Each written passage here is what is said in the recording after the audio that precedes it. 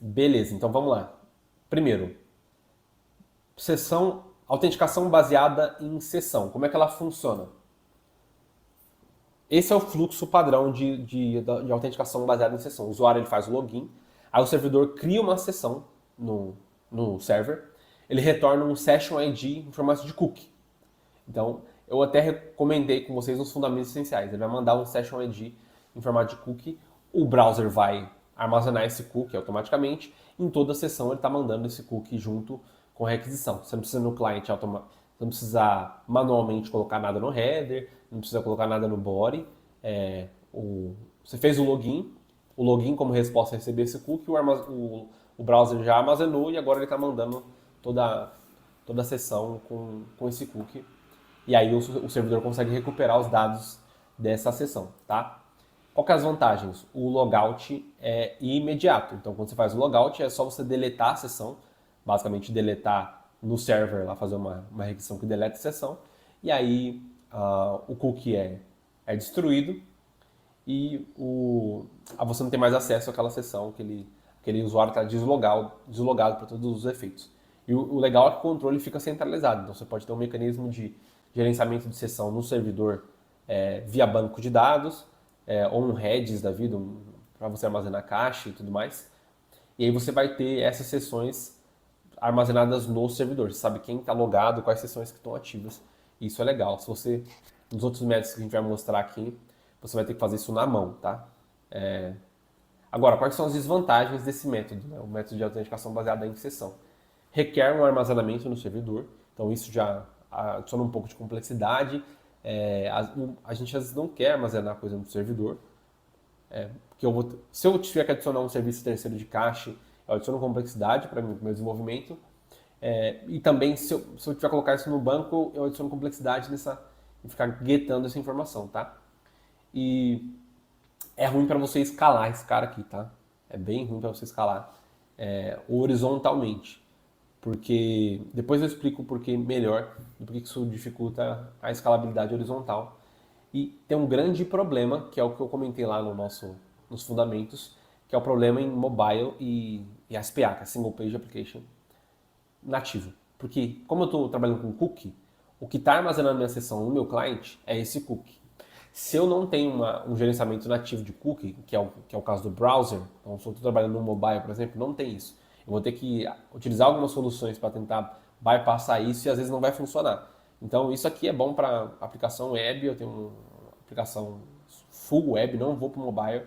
Agora, se eu tenho plano de fazer um mobile, é melhor já ir para o modelo moderno de autenticação com um token, porque isso aqui vai te dar problema de implementação no mobile, tá? E no SPA também, se você estiver fazendo com um Flutter da vida, você vai ter problema, ok?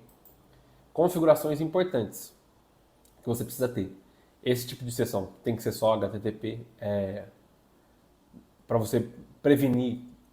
XSS é Cross-Site Scripting, depois eu posso falar sobre isso. Você precisa manter isso aqui dentro de um cara seguro, tá? Para o cara não interceptar os cookies, então tem que ser só HTTPS, porque senão um attacker pode interceptar essa requisição no meio, pegar esse cookie, e uma vez que ele tem esse cookie, se o endpoint de logout não for chamado, agora ele tem acesso à sessão daquele cara aberta e pode utilizar isso em outro lugar, tá? Em outro cliente. Eu preciso colocar isso aqui também sem site para garantir que isso aqui acontece muito quando o server e o cliente é junto, tá? Então, para garantir que isso não está sendo interceptado por outro cliente, eu estou mandando um cookie de outra fonte, que não a fonte do site original, e você precisa colocar um tempo de expiração nesse cookie para ele nessa sessão, né, para ela não durar eternamente, aí, mesmo que o cookie vaze ou alguma coisa do tipo, ou a máquina do cara seja utilizada por outra pessoa, aquela sessão vai ser expirada, ele vai ter que logar de novo, ok? E aí, quando a gente usa isso aqui, são para as aplicações web tradicionais, então você vai ver esse método de autenticação bastante utilizado em aplicação PHP, esses servers que tem WordPress, esses caras usam muito isso. Então, se uma aplicação mais antiga, ou uma aplicação feita em Laravel, PHP, normalmente é isso aqui. Por isso que você não vai ver lá no header nenhum better token, fica até meio confuso. Como que você está fazendo o login? Está fazendo login pelo cookie. Se você olhar no cookie, você vai ver esse cara aqui armazenando a sessão do cliente, ok?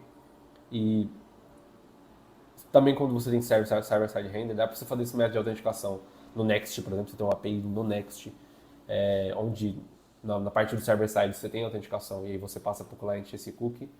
E quando você tem poucos servers, tem uma aplicação só, ok? Beleza, explicados aqui métodos básicos de autenticação. Agora vamos falar sobre autenticação moderna com token, que é o mais interessante para a gente, é o que a gente usa aí para fazer as nossas autenticações nas nossas aplicações e muitas vezes integrar com outros serviços.